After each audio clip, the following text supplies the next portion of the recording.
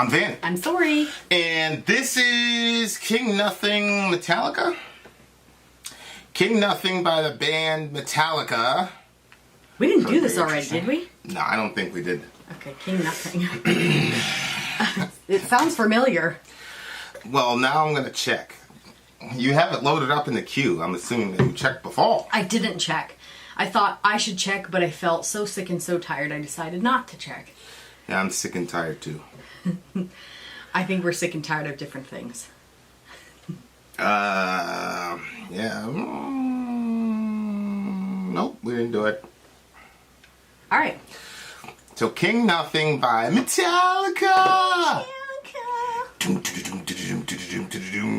Alright. Alright. If you guys are interested in political stuff, political commentary, check out Middle America with Vin and Sori. For timely, I don't like to say that commentary. because you say it so fast and people are like, what? When have people ever said what? Your own brother did. He said, what are you saying at the beginning of the video? For timely, topical, political commentary. Yeah. Down. Middle America, Vin and Sori. Alright, ready? What are we looking at here?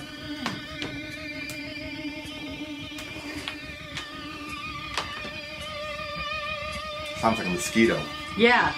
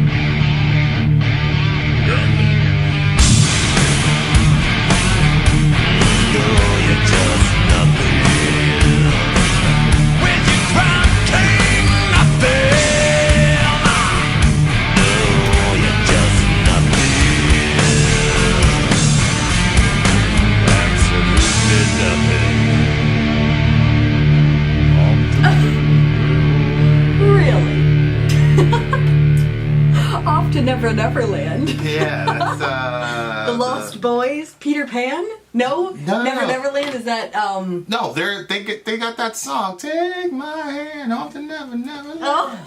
So I think it was like that. Oh, okay. That was, I forgot the name. that was a little bit funny. It's gonna bother me until I figure out that.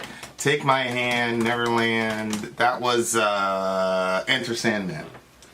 Enter Sandman. That riff sounds like a riff that was used. Neverland is an imaginary utopian place or situation. I thought Neverland was the place. Yeah, right there. I'm right. No, I didn't Where say Peter that you're. Pan, Tinkerbell, and Lost I didn't Boys. say that you're wrong. What I'm saying is, I think it's a reference to the previous. Probably. It's the previous record. Probably. Because they said, "Take my hand off the," and that was. Yeah. I'm pretty sure the Black Album came out before this record, because that phrase and even the riff itself sounded like a riff that. That was on the Black Album record. See right here. So Metallica, that's the Black Album, was released in 91, and then Load was released in 96, which I'm pretty sure, yeah. So the last record before this had Take My Hand Off to Never Neverland. But the riff sounds like, I forgot the name of that song. It's Of Wolf and Man. Look, okay, so I'm gonna play this riff for you, and you see it sounds very, very similar, I think, or maybe it doesn't. Hold on, let's see. But I was like, man, that sounds a lot like the Of Wolf and Man riff. I'll tell you a thing. The War Ensemble is doing pretty good. Good. I was making some really whack thumbnails. You should listen to this one next.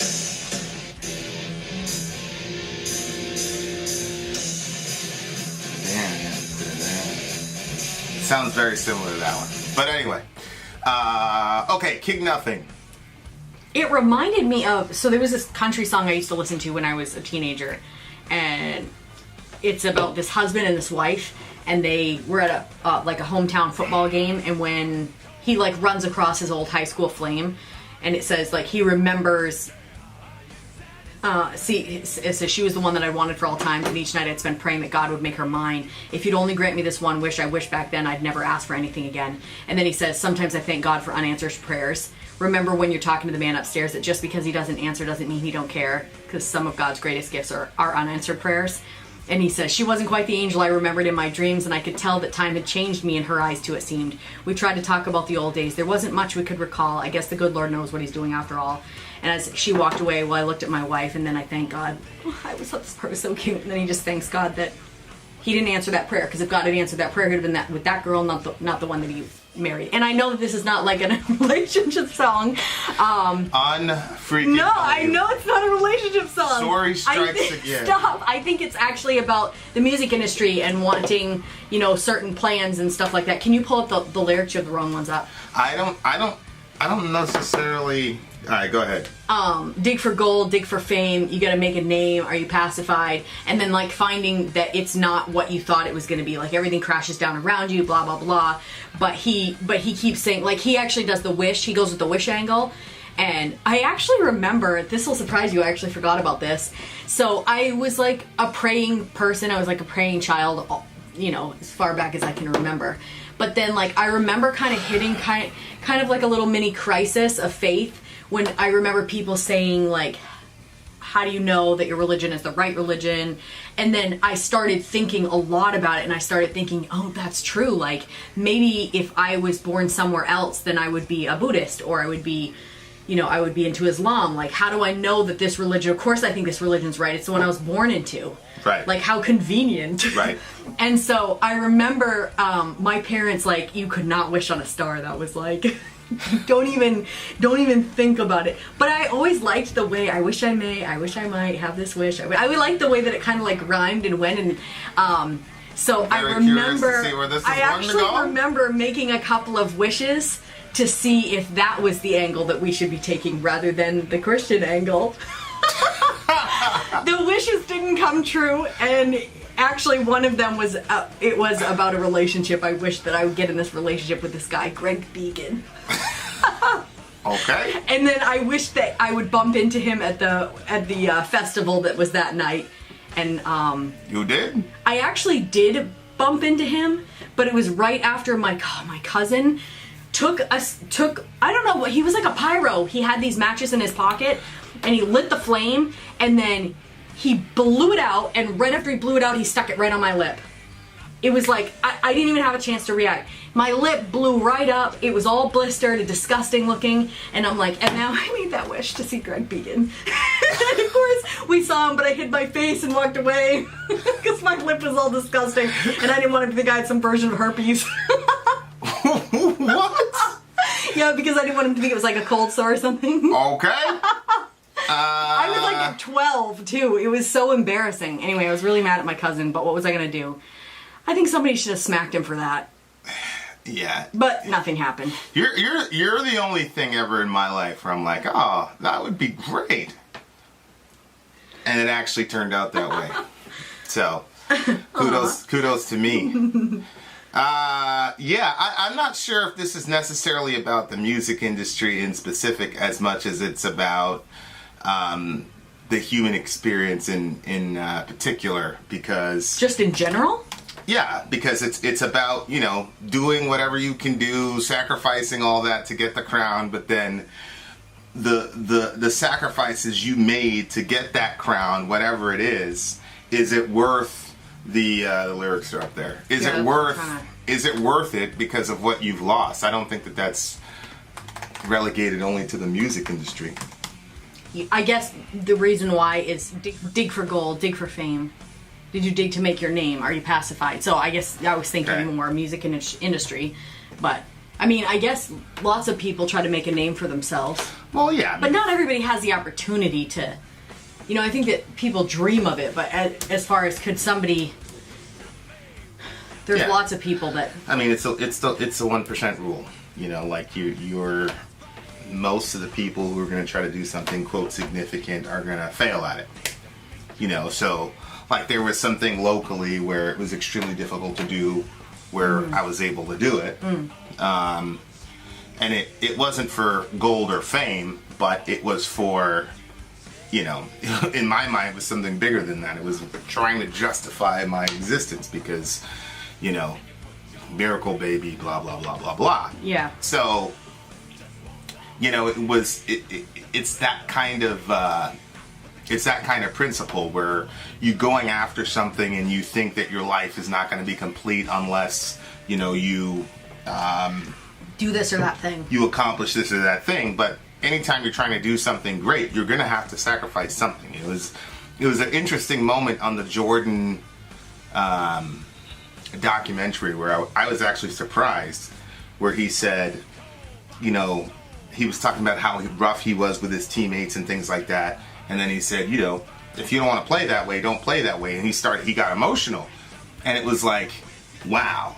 Like, I was surprised that got him emotional, but it's obvious that there was he paid a price for, and he said it, for pushing them that hard. Yeah. He paid a price for it, and he wasn't impenetrable like you feel it. Yeah. It doesn't matter. If you're going to do something great, something's going to get sacrificed. People are going to get sacrificed. Relationships are going to get sacrificed. Yeah. Yeah. I think that sometimes, what they're talking about here, though, it seems like the goal itself was for gold, was for fame. Right. Where a lot of your Well, it's also, you dig to make your name. Yeah, but it's, So it's gold, fame, and it's also basically to solidify yourself in history as a, I think that's a little bit different than fame, but go ahead. It's so weird. I've never had that feeling as far as like creating a name for myself apart from what I instill in my children. That's always been my thing. Yeah, I think Kids for You was your gold pot at the end of the rainbow. Because there was a couple of years where you were extremely obsessed with having kids, and you were almost crazy. Some of the stuff you'd say, really? I'd be like, oh, okay. Lord help this woman. We need to pray for her. Oh, see, I don't remember any of those crazy things I said. Anyway, so are you pacified? I think that it always surprises me. I don't know how else to say this. When somebody outside of the Christian community recognizes that stuff doesn't hold the value that they expected it to, or maybe not that they realized it, but that they were honest enough to say it. Because a lot of times people aren't honest enough to say it. You know what I mean? Like, living the dream, blah, blah, blah. And then it's like, but would they have empty nights, but they're not going to say that publicly. So, I don't know. I always think it's a brave thing to do that. The metal community seems to be really, really in touch with it. Yeah. You know, rappers, there's all this, you know, money chase, they're going after money, yada, yada, yada. And then when they make it big, they brag about their money. There's never really like a reflective song that says all of this is emptiness. Whereas, you know, my favorite song of all time is Got the Life, which is Korn's version of this song, where you have everything handed to you, but for some reason you're still unhappy and there's a lot of emptiness. I think before, you know, when you're chasing a dream, you have something to look forward to, you have something to work toward, and you can say, oh, if I had this, I would be happy, da-da-da-da. Right. But when you still live in that illusion, right? When you accomplish the dream, then it's, you know, then it's, this is not working. Yep. You know what I mean? Yeah. Like, but for some reason, you know, hip hoppers are, you know, they generally don't talk about it to this degree. But metalheads are, I think, because in metal, like, no disrespect to hip hop, I just think in metal, whether it's pop metal or underground metal, there's a very big primer on expressing yourself and expressing the dark regions of your emotions as best you possibly can, and that's how you get credibility in the metal community.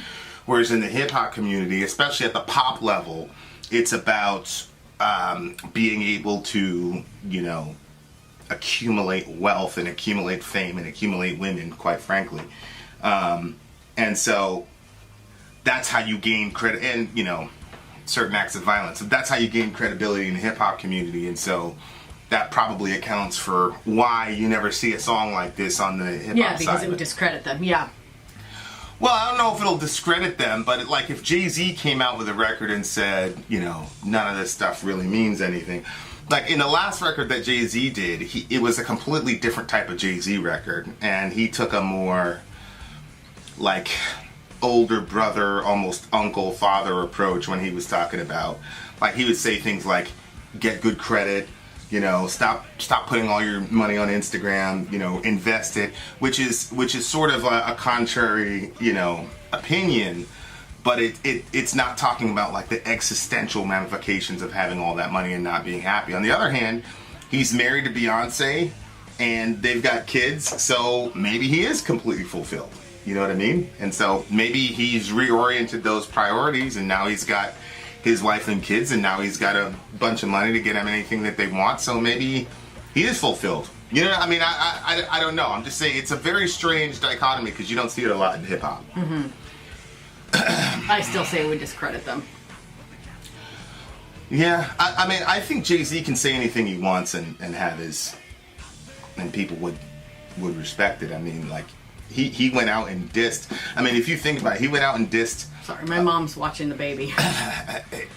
Oh, okay. He dissed a lot of these guys for flashing their money on camera and things like that. And people were like, yeah, that's true. But he was like one of the first guys to do it. But he didn't receive any backlash. People were like, oh, yeah, we got to stop about flashing money on Instagram. So Jay-Z's kind of got a golden ticket. He can do whatever he wants. But like I said, maybe he doesn't feel emptiness at all. And, you know, I don't think this is true for every rich person. Abraham was rich. He didn't walk around saying he was empty. Yeah, but Abraham had his soul satisfied. His spirit. Yeah, I think Jay can have, I mean, I don't know where Jay is spiritually, but I don't look at him as a guy who's empty because, you know, because of materialism. I think that, you know, finding a wife and having a bunch of kids will That's true. I don't know why he cheated on her.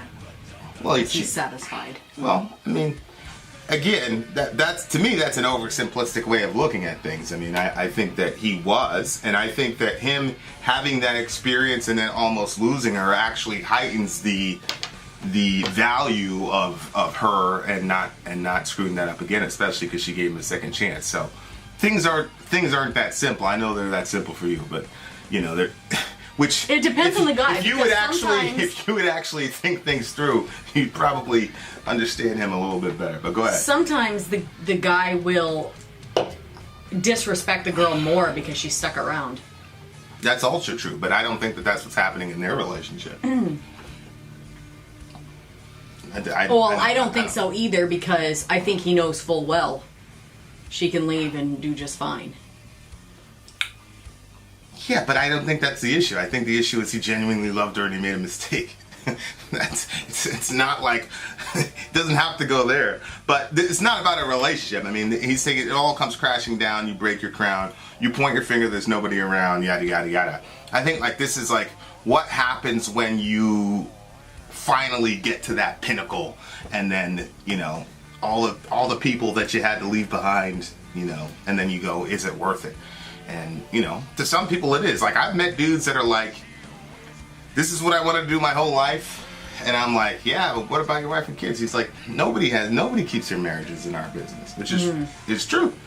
And he wasn't, you know, I mean, when I go on trips, like, dudes would be all over the place, you know what I mean? But he wasn't. He was just, this was it. He was dedicated to it. And that was that's what he was cheating on his wife with, was the work. And he was I've seen dudes cheat on their wives, and I've also seen this guy, and I don't really see much different as far as like the attitude. The attitude's the same. The attitude was the same. It was like, man, she's a bother, blah, blah, blah, blah. Yeah. Like, we'd all get calls afterwards, after we had, you know, you had 3 or 4 minutes or whatever, and he wouldn't even call her. He would take that time and look at, you know, stuff to, you know, yada, yada, yada. It's like, we're going to a briefing and shout out to D. Tomaso. We're going to a meeting in 10 minutes. We're going to look at all this stuff. What do you need to look at it for? Man, just call her. No, he just didn't. He almost resented her. It was weird. It's a weird thing. But wow. And they're still together. So. Did you make a phone call? Me? No, but for different reasons. The person wouldn't even have picked up, so. So there's no reason to waste to burn my phone call on that. So, because he'd be like, well, why are you here? Because we're in the same room, and I wanted to say, I wish the person would pick up, you loser. So, you know, but he just. And the funny thing is, mine didn't work out, and he's still with her. So what can you? I don't know. What can you say? I don't know. It's just. That's how it is. Interesting. Shout out to the big homie. He's still around doing his thing. But, yeah, I don't know. I mean, lyrically, I think it was pretty repetitive. Kind of just went the same thing over and over. But I almost didn't have a problem with it. First of all, I loved when he was, where was it? Ooh. I think it's Where's Your Crown, King Nothing. When he got to that part, I really liked the way that he did that vocally. Yeah, that's a good line. Yeah. Very provocative. Yeah, it really is. But I wasn't sure that it really needed a whole bunch of lyrics, because I think that it's provoking. You know, it's thought-provoking. Mm-hmm. And I think that you have to, sometimes when you say something that's really thought-provoking and then you move on to something else and your mind gets distracted, it almost kind of forgets what you heard before. So just repeating it over and over and going to the King Nothing thing, I think it was an important message, and I don't know, I thought it was well done. I really liked the sound of it. But this didn't sound like typical Metallica, did it? Well, it sounded like Black Album era Metallica. Like I said, it sounded like, in my mind, a little bit of similarities between Wolf and Man, I think, is the Black Album song. I liked it. Yeah. You were kind of bored with it? I mean, first of all, that line, a heart as hard as gold, was a brilliant line. I didn't even see that. Because it's, that was a brilliant line, because usually when it's talking about a heart of gold is a good heart thing. of gold, it's talking about, you know, the moral quality of the person. It's a measure of value Whereas he's transforming the gold to be not a measure of value, but a measure of consistency. And I thought that was a brilliant line. So shout out to the big homie for that.